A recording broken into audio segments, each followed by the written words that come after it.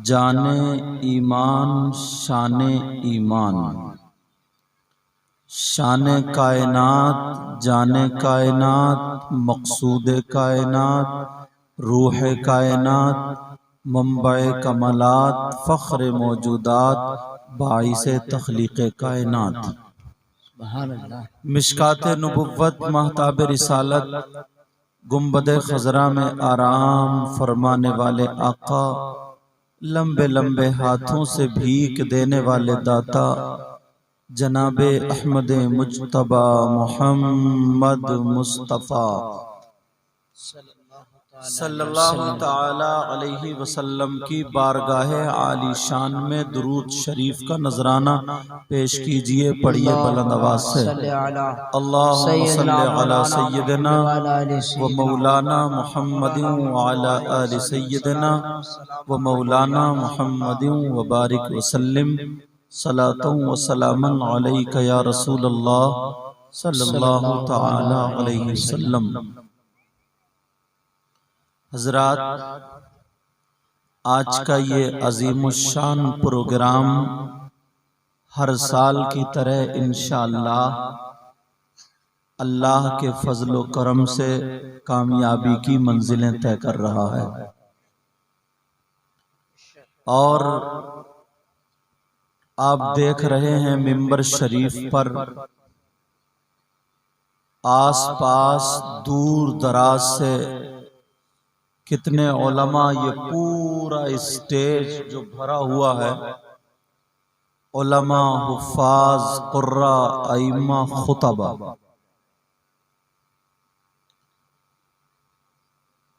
ممبر شریف پر ہیں، اور کچھ حضرات تو ابھی نیچے ہیں اور کچھ ادھر کمرے میں ہیں، بڑی بڑی دور سے آئے ہیں۔ آپ کو معلوم ہے دیکھنے میں بھلے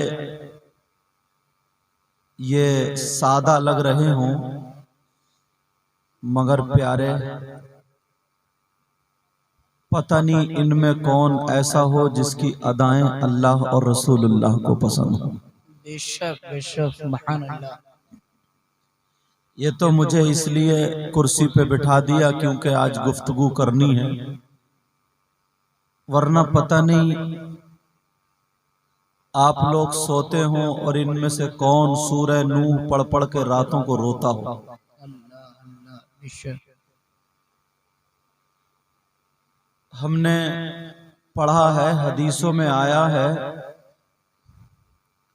اگر کوئی ایک عالم کسی بستی کے قبرستان سے خالی گزر جائے، کیا ہو بولو؟ گزر جائے، دعا بھی نہ کرے، کچھ پڑھے بھی نہیں، خالی گزر جائے، تو آقا فرماتے ہیں اس کے گزرنے کی برکت یہ ہوگی کہ اللہ تعالیٰ اس قبرستان کے مردوں سے 40 دن کے لیے عذاب اٹھا لیتا ہے۔ سبحان اللہ۔ اور پھر تمہارے یہاں پر آ کر کے سب دعائیں کریں، یہ تو بڑے خوش قسمت ہیں۔ حافظ و قاری، قابل تکریم، لائق صد احترام نعیم احمد صاحب قبلہ اور خطیب ہندوستان حضرت علامہ و مولانا خالد صاحب قبلہ اور ان کے احباب ساتھی، انہوں نے بڑی محنتیں کاوشیں کی ہیں، تو اس بستی میں اور انہی میں نہیں، پتہ نہیں آپ لوگوں میں بھی کون ایسا ہو۔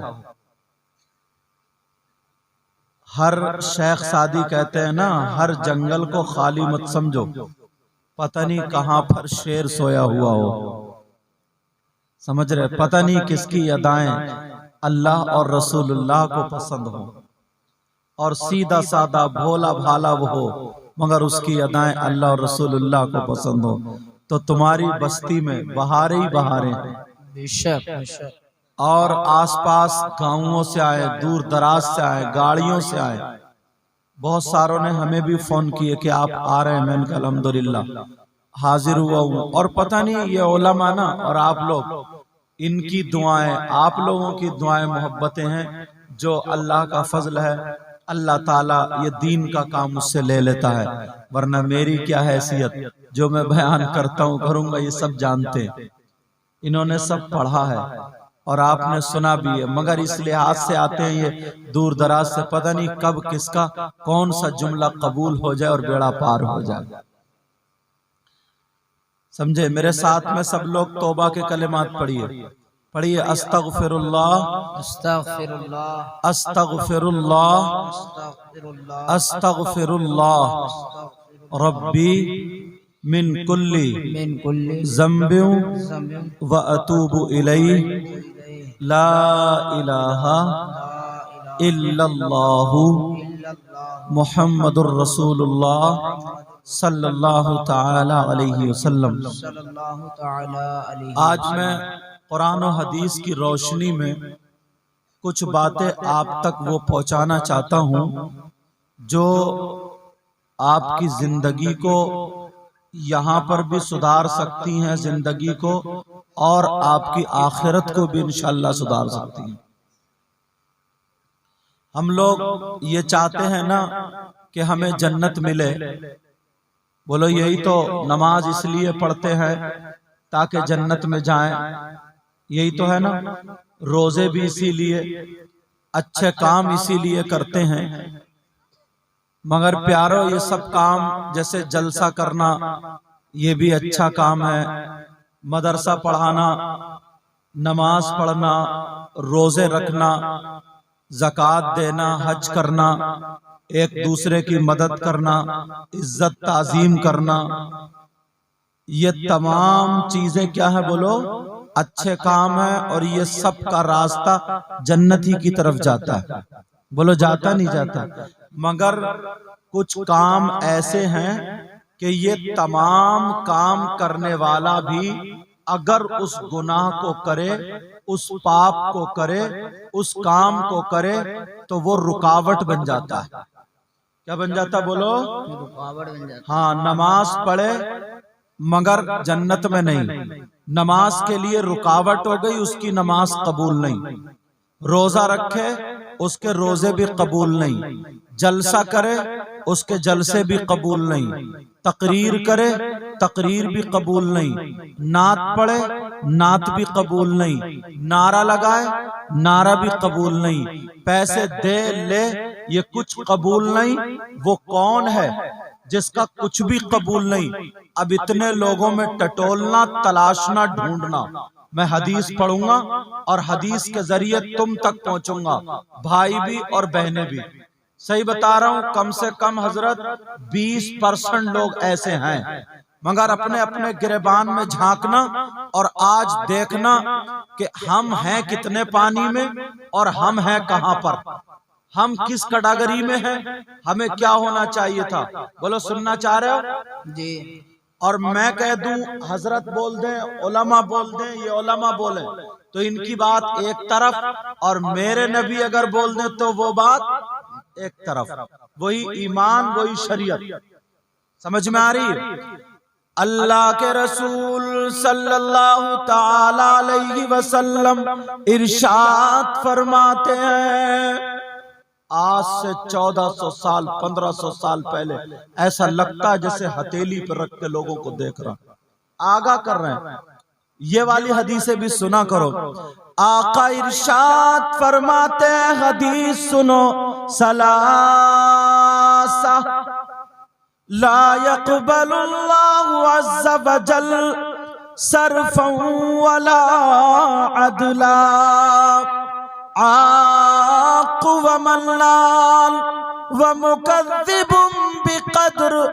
نبی فرماتے ہیں جتنے لوگ نمازیں پڑھتے ہیں، جتنے لوگ روزے رکھتے ہیں، جتنے لوگ جلسہ کرتے ہیں، جتنے لوگ تقریر کرتے ہیں، نعتیں پڑھتے ہیں، نعتیں سنتے ہیں، تقریر کرتے ہیں، تقریر سنتے ہیں، سارے نیک کام کرتے ہیں مرد اور عورتوں میں، مگر ان تمام لوگوں میں 3 تین طرح کے لوگ ایسے ہیں، نماز پڑھے تو نماز قبول نہیں، روزہ رکھے تو روزہ قبول نہیں، تقریر کرے تو تقریر قبول نہیں، نعت پڑھے تو نعت قبول نہیں، سنے یا پڑھے ساری عبادتیں کرے، کوئی عبادت قابل قبول نہیں۔ کون ہے اب میں کھول رہا ہوں، ذرا توجہ رکھنا، کسی کے ذہن سے بات نکل نہ پائے۔ نبی فرماتے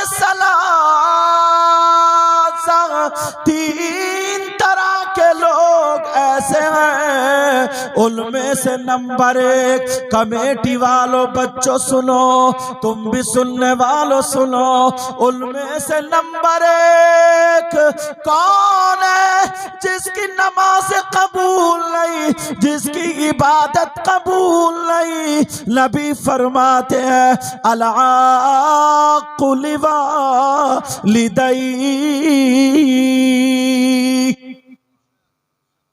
میک کو بیٹا ایسا کرو کہ یہ آواز کھینچے نا، ٹھیک ہے؟ تم اپنے اعتبار سے کر دو، ہمیں پتہ نہیں۔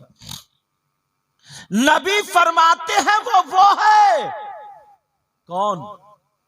کہیں ہم خوش فہمی میں ہیں کہ ارے ہم نے تو جلسہ کر دیا، بڑے جنتی، ہم نے تو نماز پڑھ لی، 2 ٹائم کی نماز پڑھ لی، اب تکبر کے مارے پھٹا پھر رہا، کسی کو سلامی نہیں کرتا۔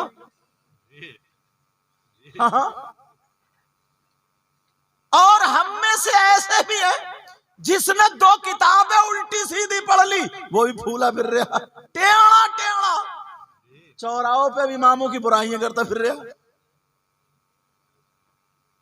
اللہ اللہ وہ کون ذرا سنو،